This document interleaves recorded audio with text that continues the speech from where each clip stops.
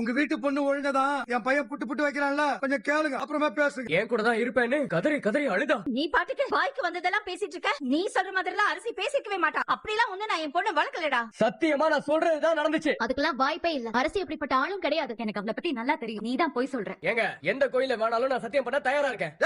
உனக்கு கேவலமா இல்லையா பாண்டியா? ஏதோ திட்டப்படி ஏதோ பண்றாங்க. ஆனா இப்ப சிக்கிச்சா இல்ல பாத்துக்காரங்க எல்லா உண்மை என்ன எதுன்னு தெரிஞ்சு போயிடும். நீங்களாவது சொல்லுங்க, மரியாதையா அவன உண்மையை சொல்லுங்க. டேய் என்ன நடந்துச்சு கேக்குறாங்கல்ல, என்னன்னு சொல்றா? பெரியப்பா நான் உண்மைதான் சொல்றேன் பெரியப்பா. அரசியே தான் என்ன தேடி வந்தா, திரும்ப போகவே மாட்டேன்னு சொன்னா. கட்டி புடிச்சு ஒரே அழுக.